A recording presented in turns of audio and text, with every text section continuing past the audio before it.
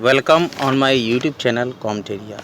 Comteria provides the law LLB lectures for MGKVP University and its affiliated colleges like as Harishchandra Postgraduate College, Agrasen Postgraduate College, where the LLB course is studying. Then my lecture is very useful for law students or LLB third semester according to the syllabus of MGKVP University. If you not subscribed Comteria channel, then you subscribe Comteria channel, and if you like the video, then share my video. Now before wasting our time, we will start our new lecture, unit 3rd, jurisprudence, paper 1, semester 3rd, law and legislation, विधि और विधायन। जैसा समाज होगा वैसी ही विधि होगी। As a society so is the law. Illustrate, write the short note of the following that law and morality, law and religion, विधि और तथ्य, विधि और राज्य, लॉ एंड स्टेट। जैसा समाज होगा वैसी ही विधि होगी। इसके लिए हम विधि नैतिकता, विधि धर्म, विधि तथ्य, विधि और राज्य के बारे में समझेंगे। किस प्रकार की अपेक्षा होगी इस क्वेश्चन से और कैसा इसका आंसर होगा, इसके लिए सबसे पहले हम डिस्क्राइब करेंगे लॉ एंड मोरालिटी, विधि और नैतिकता। विधि और नैतिकता समाज के विकास के प्रारंभिक युग में इन दोनों ही शब्दों में कोई भी भेद नहीं था। जैसे कि प्राचीन भारत में धर्म के अंतर्गत नैतिकता और विधि दोनों पर्याप्त अंश में समावेश है, और प्राचीन समुदाय में प्रथा और परंपरा मनुष्य के आचरण नियंत्रित करती थी। लेकिन राज्य की उत्पत्ति के बाद विधि और नैतिकता में भेद निरंतर बढ़ता गया। आज के समय में दोनों एक दूसरे के पूर्णतः भिन्न माने जाते हैं। विधि का संबंध मानव के बाह्य संव्यवहारों से है, आंतरिक विचारों से नहीं। लेकिन दूसरी ओर नैतिकता का मनुष्य की अंतरात्मा से संबंध है। इसलिए कानून नैतिकता पर आधारित नहीं है। नैतिकता का संबंध व्यक्तियों की उचित और अनुचित की भावना से है। विधि वस्तुनिष्ठ और निश्चयात्मक होती है। विधि समयोचित होती है। ऐसे अनेक कृत्य हैं जो अनैतिक न होते हुए भी अपराध घोषित किए जा सकते हैं। बिना लाइसेंस के स्कूटर या कार चलाना कानून अपराध है, जबकि इसमें अनैतिकता जैसी कोई बात नहीं है। विधि का अनुपालन दंड के भय से किया जाता है। विधि के पीछे बाह्य शक्ति होता है, लेकिन नैतिकता के पीछे कोई शक्ति नहीं होती।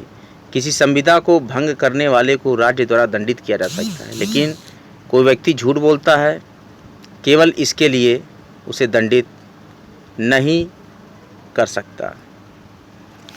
भारतीय विधि में नैतिकता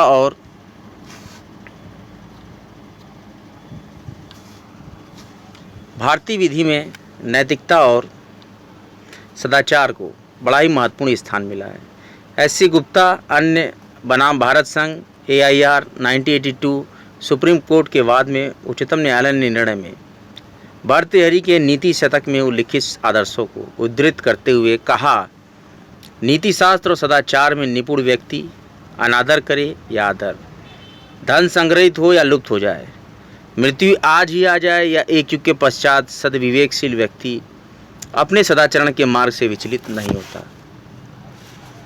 इससे स्पष्ट होता है कि भारतीय विधि में नैतिकता सदाचार को आज भी महत्वपूर्ण स्थान प्राप्त है। विधि और नैतिकता का उद्गम स्रोत एक है, उनके विकास में भिन्नता है। इसीलिए अधिकांश विधियों में नैतिकता या नीति आचार का थोड़ा बहुत अंश रहता है। जो कृत्य विधि विरुद्ध होते हैं वे अधिकतर अनैतिक माने जाते हैं। जैसे हत्या, चोरी, लूटपाट, बलात्संग आदि सभी के विरुद्ध अपराध अनैतिक भी है। दूसरा बिंदु चर्चा करेंगे लॉ एंड रिलीजन, विधि और धर्म। हिंदू विधिक पुस्तकों में विधि का मतलब है धर्म। धर्म से क्या रहता है? धर्म का मतलब है कि जो धारण करता है। धार्यते इति धर्म।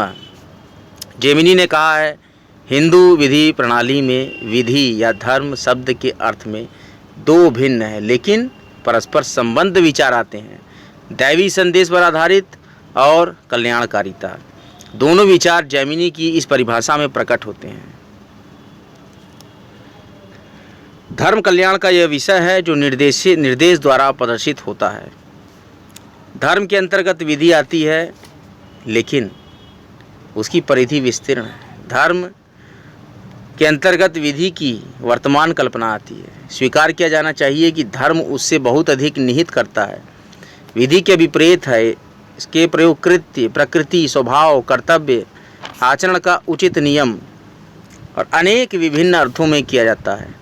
धर्म भारतीय दर्शन का सर्वाधिक श्रेष्ठ कल्पना है।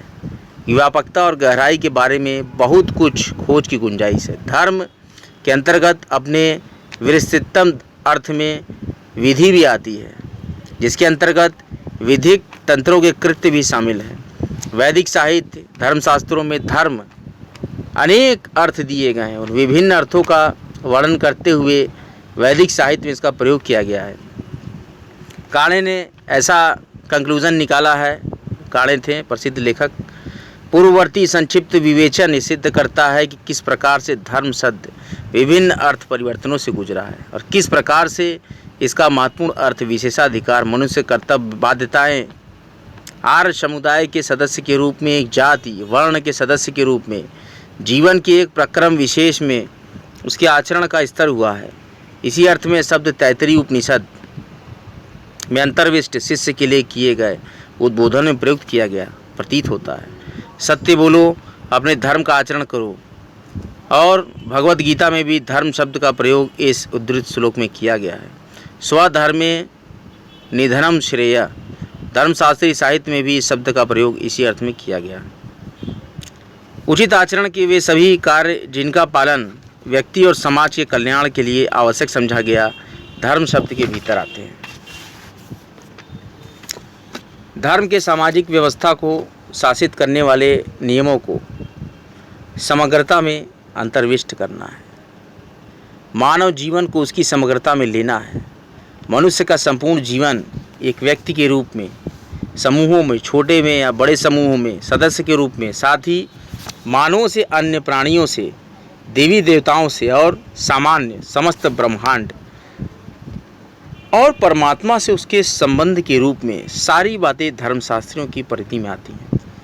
धर्मशास्त्रों में कथित कर्तव्यों को मनुष्य के अपने प्रति, जीवित मृत व्यक्तियों के प्रति, उसके प्रति जो जीवित और उनके प्रति जिन्हें अभी जन्म लेना है, कर्तव्य कहे गए हैं। ऐसा स्पष्ट होता है कि धर्मशास्त्र में सामाजिक, नैतिक, धार्मिक, विधिक नियमों को एक साथ रखा गया है। स्मृतिकारों की विधि और धर्म की परिभाषा को नियंत्रित करने वाले नियमों की समग्रता से है। हिंदू विधि निर्माताओं का सरोकार संपूर्ण सामाजिक व्यवस्था से था। इसके अंतर्गत विधिक, नैतिक, धार्मिक नियम ये सारे आते हैं। अब हम चर्चा करेंगे विधि और तथ्य पे। न्याय के प्रशासन में न्यायालय द्वारा अवधारित किए जाने के लिए जो प्रश्न उपस्थित होते हैं, तथ्य के प्रश्न, विधि के प्रश्न, कभी कभी दोनों प्रश्न उपस्थित होते हैं। एक अन्य प्रश्न न्यायिक विवेकाधिकार का है। तीनों एक दूसरे से घनिष्ठ रूप से संबद्ध होते हैं। किन तथ्यों की विद्यमानता का क्या विधिक परिणाम होगा, विधि द्वारा ही नियत होता है। विधि का कौन सा नियम किसी निर्दिष्ट मामलों में लागू होगा, तथ्यों के आधार पर निर्णित होता है। न्यायिक विवेकाधिकार मामलों के तथ्यों और सुसंगत विधि को देखते हुए न्याय के स्थापित मानदंडों, न्याय, साम्य और सद्विवेक के आधार पर होता है। ये भौतिक स्थितियां, दशाएं हैं जिनमें कोई व्यक्ति किसी अधिकार का पात्र या किसी दायित्व का भागी होता है, इसको तथ्य बोलते हैं। आधारित तथ्यों के आधार पर विधि का कौन सा नियम लागू किया जाए, विधि का प्रश्न होता है। और न्यायालय किसी प्रश्न का उत्तर अपने आकलन के अनुसार नहीं, जबकि विधि के नियम के अनुसार देने को बाध्य होता है। ये विधि का प्रश्न होता है, शेष प्रश्न तथ्य के प्रश्न होते हैं। इस अर्थ में सारे पूर्वाधारित प्रमाणित रूप से उत्तर दिए और प्रश्न विधि के प्रश्न होते हैं, शेष तथ्य के प्रश्न होते हैं। विधि का प्रश्न ये भी हो सकता है कि निर्दिष्ट मामलों में कौन सी विधि लागू की जाए। अगर इस प्रश्न का पूर्व निर्धारण हो चुका है तो प्रमाणिक हो जाता है। बाद वाले मामले में उसके नए सिरे से खोज नहीं होती है और उस नियम को लागू किया जाता है। प्रक्रिया चलती रहती है और पूर्ण निर्णय बनते रहते हैं। प्रामाणिक नियम निर्मित होते रहते हैं। एक बड़ी संख्या में मामलों में न्यायिक विवेकाधिकार की भी भूमिका होती है। किसी व्यक्ति पर किसी अपराध के करने का आरोप लगा है तो उस व्यक्ति ने अपराध किया है। ये तथ्य प्रश्न है। इसका अवधारणा साक्ष्य के आधार पर किया जाता है। कौन सा अपराध किया है, इसका उदाहरण दंड विधि द्वारा नियत नियमों द्वारा किया जाता है। ये विधि का प्रश्न हो जाएगा। उसे क्या दंड दिया जाए। दंड संहिता अपराध के लिए दंड की अधिकतम सीमा अधिकथित करती है। न्यायालय द्वारा न्यायिक विवेकता के आधार पर दंड की अधिकतम सीमा के भीतर अवधारित किया जाता है। न्यायाधीश द्वारा न्याय, साम्य, युक्ति युक्तता, सद्विवेक के नियमों पर अवधारित किया जाता है। अब हम चर्चा करेंगे लॉ एंड स्टेट पे, विधि और राज्य।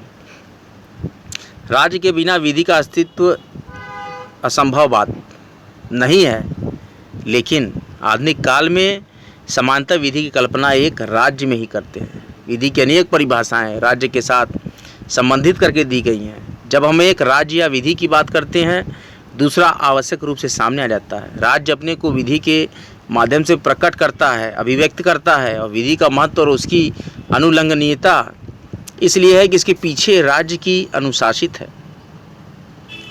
राज्य और विधि के बीच संबंध बहुत घनिष्ठ अंतरंग है। इस संबंध के बारे में 3 मुख्य सिद्धांत। राज्य विधि से श्रेष्ठ है और वह उसका निर्माण करता है। दूसरा सिद्धांत, विधि राज्य से पूर्ववर्ती है और राज्य पर आबद्ध कर है। तीसरा सिद्धांत, विधि और राज्य एक ही है। विधि राज्य से श्रेष्ठ है और वो विधि का निर्माण करता है। अरस्तु कहते हैं कि राज्य प्राकृतिक और आवश्यक है।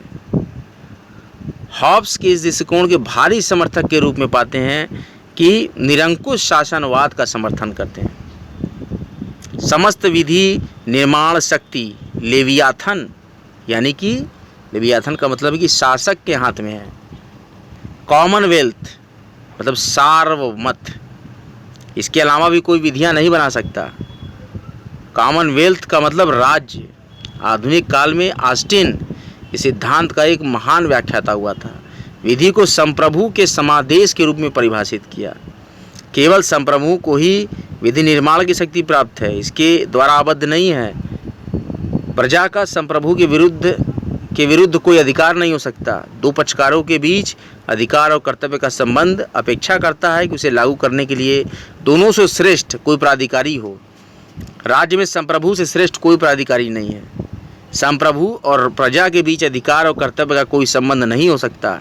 ऑस्टिन कहते हैं कि जो नियम संप्रभु द्वारा निर्मित नहीं है वे विधि नहीं है। अंतर्राष्ट्रीय विधि विधि नहीं है, ऑस्टिन ने कहा है, लेकिन ये केवल एक विध्यात्मक नैतिकता, पॉजिटिव मोरालिटी है। ऑस्टिन के सिद्धांत की सच्चाई है कि इसने विधि को समझने के लिए एक बहुत स्पष्ट आधार प्रदान किया। कुछ समय तक ये सिद्धांत आंग्ल अमेरिकन विधिक चिंतक में बहुत प्रचलित रहा, लेकिन कुछ सीमा तक सामान्य ने प्रतिध्वनित किया है कि राज्य के भीतर और उसके माध्यम से ही विधि का अस्तित्व है। इस सिद्धांत के विरुद्ध एक प्रतिक्रिया हुई। जर्मनी की ऐतिहासिक विचारधारा और बाद में समाजशास्त्री दृष्टिकोण में ऐसा तर्क रखा गया है कि विधि राज्य से पूर्ववर्ती है, सदैव राज्य निर्मित नहीं होती है। इस सिद्धांत की कि राज्य विधि निर्माण करता है 20वीं शताब्दी में कतिपय राजनैतिक आदर्शों द्वारा बड़ा प्रबल समर्थन प्राप्त हुआ था। और नाजी और फासिस्टों के अनुसार द्वितीय विश्व युद्ध से पूर्व जर्मनी और इटली में प्रभुत्व जिनका था वही नाजी और फासिस्ट विधि राष्ट्र नेता की इच्छा मानी गई थी।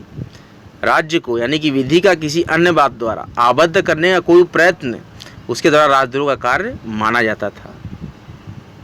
वे राज्य पर आबद्ध कर माने जाते थे। इन अधिकारों के विश्लेषण से प्रकट होगा कि वे राज्य द्वारा प्रदान किए गए और राज्य को उसमें संशोधित करने, उन्हें कम करने या बदलने का अधिकार है। आधुनिक काल में समुदाय का संपूर्ण जीवन राज्य द्वारा बनाए गए नियमों द्वारा विनियमित होता है। इसीलिए प्रचलित मत ऐसा है कि राज्य विधि निर्मित करता है और इससे श्रेष्ठ है। विधि राज्य से पूर्ववर्ती है। इस पर चर्चा कर लेते हैं। प्राकृतिक विधि राज्य पर आबद्ध कर है। जब ब्रैक्टन ने कहा कि राजा विधि द्वारा आबद्ध है तो विधि से उसका अभिप्राय था प्राकृतिक विधि से। इहरिंग कहते हैं कि विधि के विकास का उच्चतम प्रक्रम है कि वह शासक और शासित दोनों को आबद्ध करती है। जेलिनेक कहते हैं कि राज्य विधि की सृष्टि करता है किंतु यह विधि द्वारा आबद्ध है। राज्य स्वेच्छा से अपने को विधि के अधीन बनाता है। जेलनिक इसको आत्म परिसीमा का सिद्धांत, थ्योरी ऑफ ऑटो लिमिटेशन कहते हैं। क्रेप कहते हैं कि विधि का स्रोत समुदाय में औचित्य की व्यक्तिगत भावना है, सब्जेक्टिव। संप्रभु विधि का स्रोत नहीं है। समुदाय सरकार के अंगों के माध्यम से अपने को अभिव्यक्त करता है। ड्यूगिट का दृष्टिकोण है कि सामाजिक समीक्षा विधि और राज्य का उद्देश्य है। राज्य इसके सामाजिक समीक्षा द्वारा आबद्ध है, इसका अतिक्रमण करके निर्मित कोई विधि अविधि मान्य है। आधुनिक काल में आंग्ल संविधान का स्वर्ण सिद्धांत यानी कि रूल ऑफ लॉ प्रतिपादित किया गया। डाइसी ने कहा कि इंग्लैंड में विधि का शासन है और इसके अर्थ की व्याख्या करते हुए कहा कि इसका अभिप्राय 3 बातों में है और उन तीनों में से एक है कि यह कि विधि सर्वोपरि है और राज्य की कोई मनमानी शक्ति नहीं है, ऐसा बोला डाइसी ने। लास्की भी कहते हैं समर्थन करते हुए कि विधि का शासन स्पष्ट रूप से राज्य से स्वतंत्र है और वास्तविक में उससे पूर्ववर्ती है। लेखकों के इस विचार का समर्थन किया कि विधि राज्य से पूर्ववर्ती है और उस पर आबद्ध कर है। आखिरी बिंदु पर चर्चा करते हैं, विधि और राज्य एक ही है। इसका प्रतिपादन हेंस केल्सन ने किया है, एक महानतम विधि शास्त्री।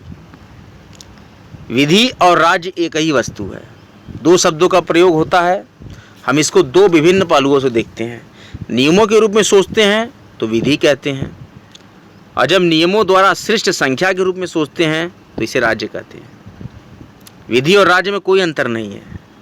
इसकी वास्तविक जो विवक्षा है यानी कि इम्प्लीकेशन है, विधि राज्य से अधिक प्राथमिक है।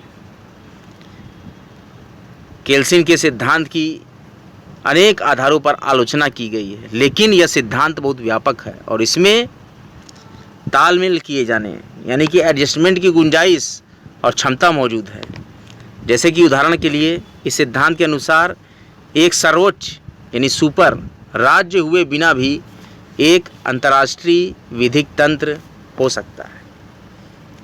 एक सर्वोच्च राज्य हुए बिना भी एक अंतर्राष्ट्रीय विधिक तंत्र हो सकता है। ऐसे ही हमने कंप्लीट किया इस क्वेश्चन को। बहुत ही इम्पोर्टेंट क्वेश्चन था 3rd यूनिट का। हमारे बड़े ही नियमित श्रोता सौरभ श्रीवास्तव जी ने